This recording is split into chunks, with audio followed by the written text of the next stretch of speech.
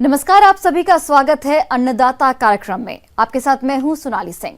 हमारे देश के किसान जन का पोषक है, वह श्रम का देवता है, अन्नदाता है। उसमें ही भारत की आत्मा निवास करती है। ऐसे ही किसानों की प्रगति के लिए हम खेती बाड़ी से जुड़ी हुई बहुत सी नई लाभकारी जानकारियां हर रोज सुबह लेकर आते हैं। तो चलिए कार्यक्रम शुरू करने से पहले देखते हैं क्या है आज के अन्नदाता में। बैगन की अधिक पैदावार देने वाली किस्में और नर्सरी की तैयारी।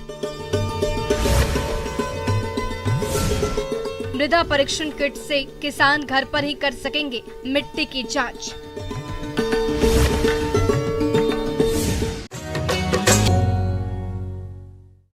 खरीफ मौसम की शुरुआत हो चुकी है और अब किसान सब्जियों की फसलों को लगाने की तैयारी में व्यस्त होंगे।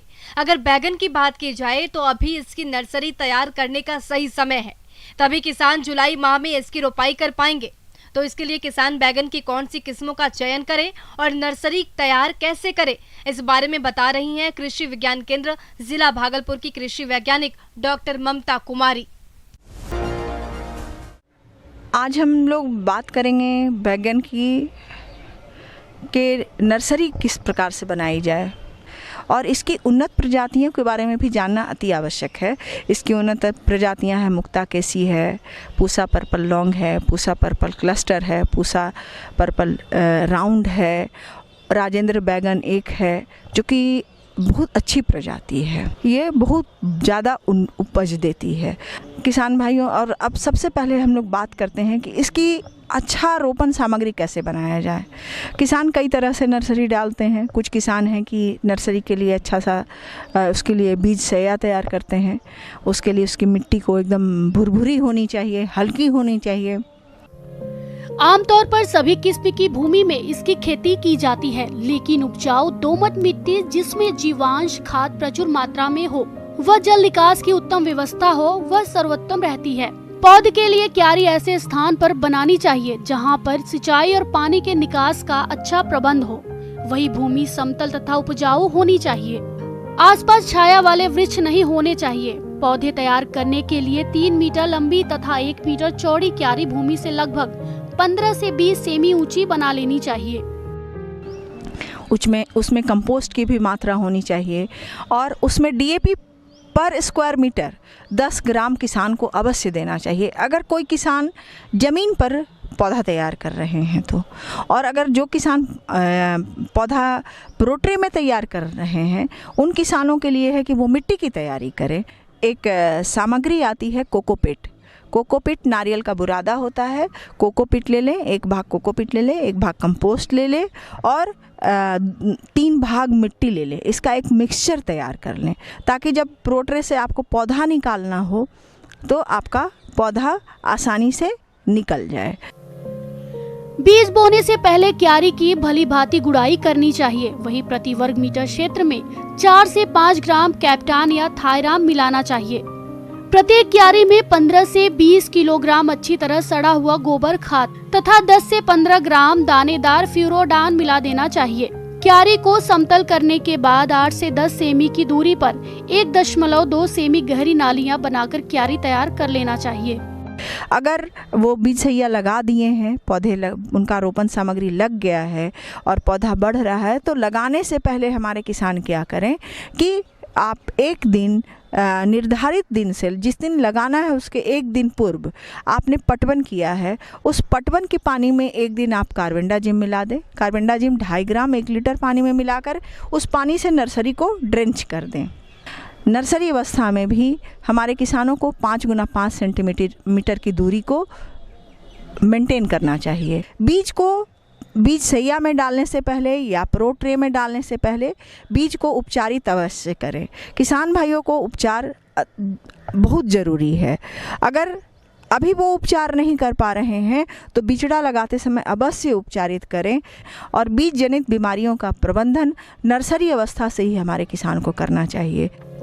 बुआई के बाद बीज को मिट्टी तथा सड़े गले गोबर के खाद के मिश्रण से ढककर उसके ऊपर कांस अथवा पुआल आदि की एक पतली परत बिछा देनी चाहिए, जिससे धूप तथा वर्षा से बीज की रक्षा हो सके।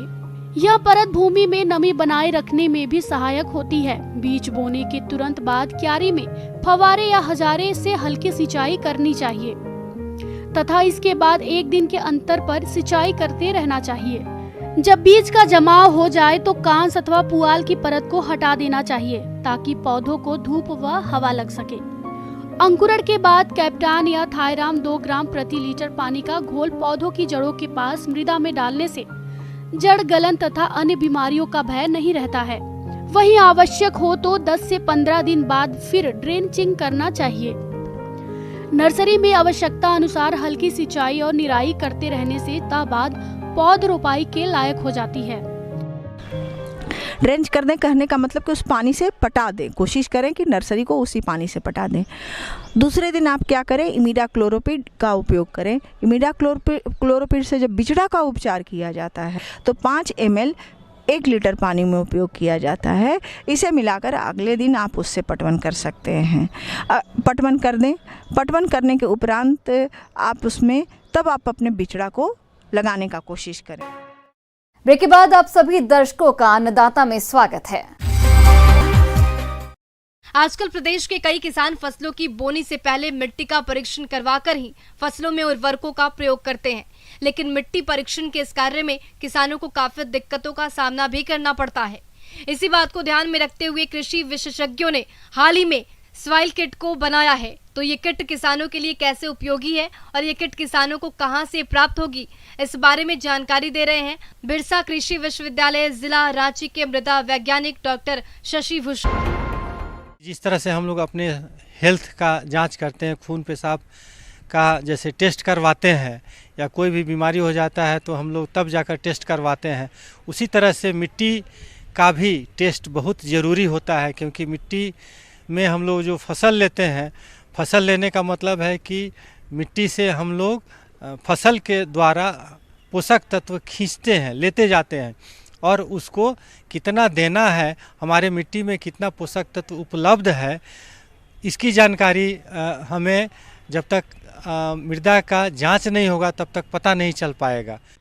मृदा टेस्ट का लाभ आज किसान समझने लगे हैं और जिम्मेदारी से करा भी रहे हैं, लेकिन कई क्षेत्रों में अभी मृदा जांच के लिए समस्याएं आ रही हैं और किसान भी लापरवाह बने हुए हैं, जबकि मिट्टी के स्वास्थ्य के लिए मृदा जांच जरूरी है। इस तरह की समस्या को आसान करने के लिए अब मृदा परीक्षण किट किसानों के बीच आ गया है। इससे बड़ी आसानी से घर पर ही मृदा परीक्षण कर सकते हैं। और मृदा जांच अगर झारखंड का परिप्रेक्ष्य में देखा जाए तो हमारे राज्य का जो मिट्टी है ये अम्लीय, ज़्यादातर मिट्टी अम्लीय स्वभाव का है, जिसमें कि हम लोग उसको ठीक करने के लिए चूना का उपयोग करते हैं, बुझा हुआ चूना का उपयोग करते हैं। लेकिन सिर्फ अम्लीयता ही नहीं बल्कि हमारे मिट्टी में nitrogen, phosphorus, potash, zinc, boron और भी इस तरह से बहुत 16 पोषक तत्व है जो हमारे पौधों को आवश्यकता पड़ती है। फसलों को आमतौर पर 17 पोषक तत्वों की जरूरत होती है, जिसमें से कुछ प्राकृतिक रूप से मिलते हैं, लेकिन कुछ तत्वों को जरूरत के हिसाब से देने की जरूरत पड़ती है। और ये तत्व मिट्टी में कितनी मात्रा में है या नहीं, इसकी जानकारी के लिए मृदा टेस्ट ही कराना पड़ता है। और इसका कौन सा पोषक तत्व कितना कम है, कितना मीडियम रेंज में है और कौन सा अधिक रेंज में है, इसका पता तभी चलेगा जब आप अपने मिट्टी का जांच कराएंगे। और मिट्टी जांच कराने के लिए आप अपने मिट्टी का नमूना लेबोरेटरी जो है मिट्टी जांच का हमारे पूरे झारखंड प्रदेश में या और भी दूसरे राज्यों में, पूरे इंडिया में चारों तरफ मिट्टी जांच प्रयोगशाला रखा हुआ अवस्थित है, उसमें आप अपने मिट्टी को ले जाकर जांच करवा सकते हैं। हालांकि आजकल किट आ गया है, रेडीमेड किट, जिसमें कि इन सीटू व्यवस्था, कहने का मतलब है कि उस किट को आप अपने खेतों में ले जाकर वहां डायरेक्ट आप किसान भाई खुद से मिट्टी का जांच करवा सकते हैं। मृदा परीक्षण किट किसानों की जरूरत को समझकर बाजार में लाया गया है, जिसका प्रयोग करना बहुत आसान है। थोड़ा बहुत पढ़ा लिखा किसान इससे मिट्टी परीक्षण खुद ही कर सकता है। इसमें क्या होता है कि किट मार्केट में उपलब्ध है। ये बहुत तरह का किट मार्केट में महंगा से महंगा और सस्ता से सस्ता किट मार्केट में उपलब्ध है। जो सस्ता किट है उसमें जो पोषक तत्व है वो कम संख्या में उसका जांच होगा, जैसे नाइट्रोजन, फास्फोरस, पोटास, पीएच और ऑर्गेनिक कार्बन, इसका आप जांच किट से कर सकते हैं। और कुछ ऐसे भी किट हैं जिसमें कि हम माइक्रो न्यूट्रिएंट का भी जांच कर सकते हैं। और ये किट मार्केट में उपलब्ध है, आप बाज़ार में जाकर इसको खरीद सकते हैं। इसका जो मूल्य है बहुत वैरी करता है। हमें लगता है इसका मूल्य करीब 1500-1600 से लेकर और 60-70 हज़ार 1 लाख तक इसका मूल्य है। अपने गांव में एक समूह बनाकर उस किट को लेते हैं। उस गांव में कोई ज़रूरी नहीं है प्रत्येक खेत के मिट्टी का जांच करें। एक तरह का खेत जिस एरिया में है उस सारे खेतों का मोर और लेस एक ही टाइप का रिजल्ट आता है। उस पोषक तत्व की कमी नॉर्मली ऐसा देखा जाता है।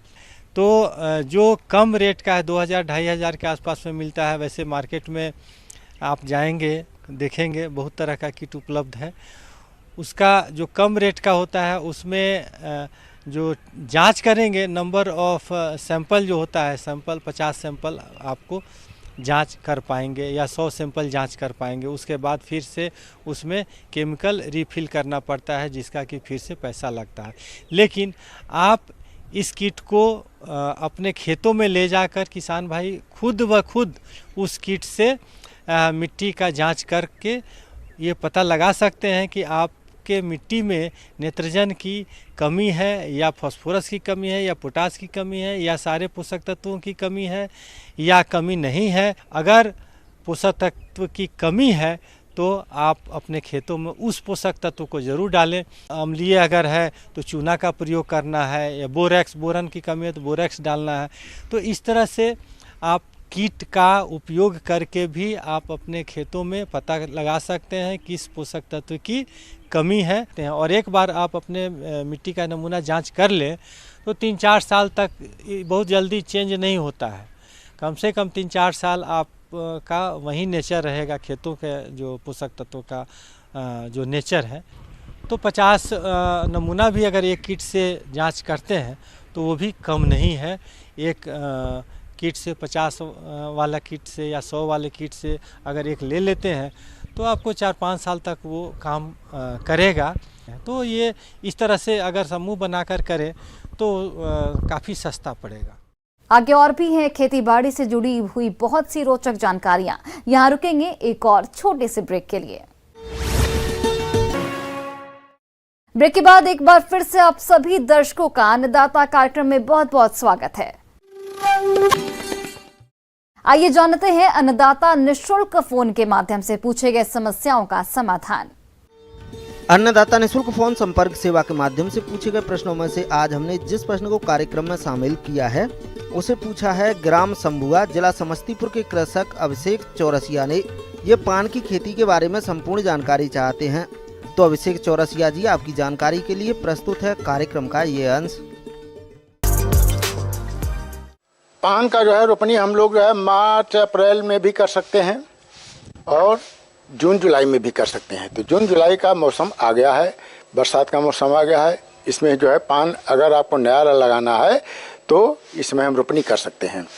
बरेजा बनाने के लिए सबसे पहले अगर आप नया बरेजा लगाने जा रहे हैं तो इसके लिए ऊंची ज़मीन होना चाहिए, उपजाऊ ज़मीन होना चाहिए। ऊसर ज़मीन या जो है अल्कलाइन क्षारीय ज़मीन बिल्कुल नहीं होना चाहिए। उपजाऊ होना चाहिए, ऊंचे पर होना चाहिए और मटियार चिकनी मिट्टी युक्त हो तो बहुत अच्छा है ज़मीन। नहीं तो आप बाहर से चिकनी मिट्टी पोखर से ला करके अगर बलुई या बलुई दोमट है तो उसको थोड़ा सा मिट्टी में सुधार कर लेना चाहिए। बरेजा बनाने से पहले खेत की पहली जुताई मई जून माह में किसी भी मिट्टी पलटने वाले हल से करनी चाहिए ताकि तेज धूप में मिट्टी में मौजूद हानिकारक कीड़े मकोड़े और खरपतवार खत्म हो जाए। बरेजा बनाने से 25 दिन पहले फावड़े से गुड़ाई करके देसी हल से आखिरी जुताई द्वारा मिट्टी भुरभुरी करनी चाहिए। तो कैसे बरेजा का निर्माण किया जाएगा, क्या क्या इसमें पदार्थ रखते हैं, क्या क्या वस्तुएं लगती हैं। आमतौर इसमें बांस और फूस और इकड़ी का ही खेल होता है। तो इसी से हम बरेजा तैयार करते हैं और ऊपर इस पर छत तैयार करते हैं। छत का मतलब जो है ज़्यादा वो नहीं, बांस का जाली बना करके उस पर खरपतवार को रखते जाते हैं। इससे होता है कि धूप की रक्षा होती है पौधों की, और बरसात में हैवी जो बरसात होती है तो बूंद जो है उसके ऊपर जब पड़ती है छप्पर फूस के ऊपर तो बंट करके छोटी छोटी बूंदें हो जाती है और पौधों पर पड़ती है। और आपको अगर पुराना बरेजा है तो इसकी टाटी जो किनारे किनारे लगी उसको मजबूत कर देना चाहिए, उसमें नया कर देना चाहिए, और इसका जो है बांस वगैरह को जो ठीक से गाड़ देना चाहिए। और छत के ऊपर अगर कहीं पर खरपतवार की कमी है तो उस पर फूस, विशेष करके जो है सरपत मूंज जो होता है, इकड़ी का पत्ती, उसको डालना चाहिए। गन्ने का भी पत्ती डाल सकते हैं या पुआल को भी डाल सकते हैं। इस तरह से हम फूस उसमें डाल करके बरसात के पहले दुरुस्त कर देते हैं। इससे हमको जो है कड़ी धूप और बरसात से पौधों की रक्षा होती है। बरेजा बनाने के बाद उसके भीतर से कूड़ा करकट अच्छी तरह साफ कर दे और कुदाल से गहरी गुड़ाई करके वहां थोड़ी कलई यानी चूना डस्ट बुरक दें और अच्छी तराई करें। कुदाल से दोबारा मिट्टी ऊपर उठाएं और क्यारियों की तैयारी के बाद 0.25% डोडो मिश्रण घोल डालें। ऐसा करने से जमीन में पैदा होने वाले रोगों से बचाव हो जाता है और जमीन अच्छी तरह से साफ हो जाती है। यूं तो पान की खेती घास फूस से बने बरेजों से की जाती है, लेकिन अब किसान इसकी खेती नेट हाउस में भी करने लगे हैं। देश में मुख्य रूप से पान की खेती देशावरी, कलकतिया, कपूरी, बांग्ला, सौफिया, रामटेक, मगही और बनारसी आदि प्रजातियों का इस्तेमाल किया जाता है। लेकिन अपने राज्य में मगही और बांग्ला पानी की काफी मांग रहती है, इसलिए इनकी खेती करना फायदेमंद रहता है। और 50 सेंटीमीटर की नाली, 50 सेंटीमीटर की मेड़ी, 50 सेंटीमीटर की नाली मेड़ी, जिस तरह अपने एरिया में करना चाहते हैं और उसको आप बना लेते हैं। मेड़ी की लंबाई 4-5 मीटर से लेकर 10 मीटर से ज़्यादा नहीं रखना चाहिए। फिर ब्रेक करके फिर दूसरा जो है बनाना चाहिए नाली मेड़ी। और मेड़ी पर आप पान के कटिंग्स जो होता है, बीच वाले जो होता है, किसी पुराने उसे बरेजा से जहाँ पान लगा वहाँ से आप खरीद करके मांग करके ले आएँ और उसमें जो है 2-2 गांठ का जो है वो कलम काट लें। उनको जो है इंसेक्टिसाइड जो पेस्टिसाइड होता है, जैसे डायथेनियम 45 इस तरह जो घोल होता है, उसको 3 मिलीमीटर 1 लीटर पानी के हिसाब से किसी नाद या बाल्टी में तैयार कर लें। उसमें जो है उसके जो कटिंग्स होता है उसको डुबो लें और मेड़ी पर 2 लाइन बनाना चाहिए। मेड़ी पर आप 2 लाइन बनाएंगे, 30 सेंटीमीटर जो है लाइन से लाइन जो है आपस में मेड़ी पर ही बनेगी, उसकी दूरी 30 सेंटीमीटर रहेगी। आप 15-15 सेंटीमीटर पर पान का कटिंग जो है रोपने जाए। इस तरह रोपने जाए कि एक गांठ जमीन के अंदर हल्का चला जाए और एक गांठ ऊपर रहे। इस तरह से आप लगाते हुए चले जाइए। 2 लाइन 15-15 सेंटीमीटर पर, जो लाइन से लाइन 30 सेंटीमीटर, और पीछे पीछे एक आदमी हजारा या झरना से उस पर पानी देता चला जाए फुहारा से। जहाँ तक पान की खेती में उर्वरकों की बात है तो पान के सालों भर अच्छे उत्पादन हेतु 200 किलोग्राम यूरिया, 200 किलोग्राम DAP और 200 किलोग्राम पोटाश की आवश्यकता प्रति हेक्टेयर कर दी जाती है। साथ ही जैविक खाद के तौर पर पान की खेती के लिए नीम, सरसों व तिल आदि की खली का इस्तेमाल करें। इसके अलावा जौ, उड़द, दूध, दही व मट्ठे का इस्तेमाल कर सकते हैं। तिल का खली 50 से 60 क्विंटल और नीम की खली 25 से 30 क्विंटल प्रति हेक्टेयर के दर से इस्तेमाल करें। इस तरह से होगा कि तुरंत आपकी कटिंग जो है वो पकड़ लेगी और उसके बाद बरसात होती है तो अच्छी बात है। अगर बरसात नहीं होती है तो फुहारा झरना से उसको डेली या दूसरे तीसरे दिन पानी दे करके तर रखना चाहिए। पान की खेती में सिंचाई का खास महत्व है। बुआई में एकदम बाद ओहर यानी मल्चिंग डालकर हजारा या स्प्रिंकलर से हल्की सिंचाई करें। मौसम के मुताबिक 3 से 4 दिनों में 2.5 घंटे के अंतर पर सिंचाई करें। बरसात में सिंचाई की कोई खास जरूरत नहीं होती। सर्दी के मौसम में 7 से 8 दिनों बाद सिंचाई करनी चाहिए। कुछ दिनों के बाद जो है गांठों से कोपल या कल्ले निकलना शुरू हो जाते हैं। आपकी फसल जो है बढ़ने के लिए पान की तैयार हो जाती है और आप अगली देखभाल, फसल प्रबंधन, इस सब का और पौध संरक्षण का भी आपको इंतजाम करना पड़ेगा। इसके लिए भी इंतजाम करना चाहिए।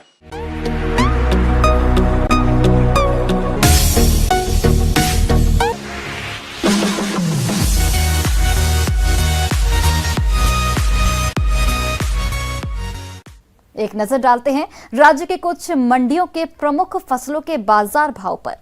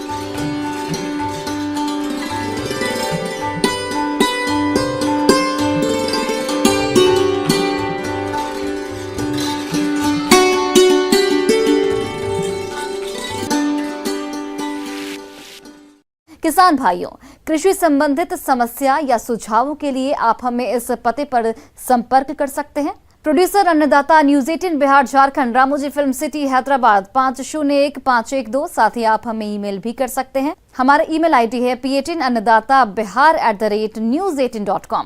इसके अतिरिक्त आप हमें निःशुल्क हेल्पलाइन नंबर 18008892 पर सोमवार से शनिवार सुबह 10 से शाम 4 बजे के बीच संपर्क कर सकते हैं। अब समय हो रहा है आपसे विदा लेने का। कल फिर से आपसे मुलाकात होगी कृषि से जुड़ी महत्वपूर्ण जानकारियों के साथ। नमस्कार।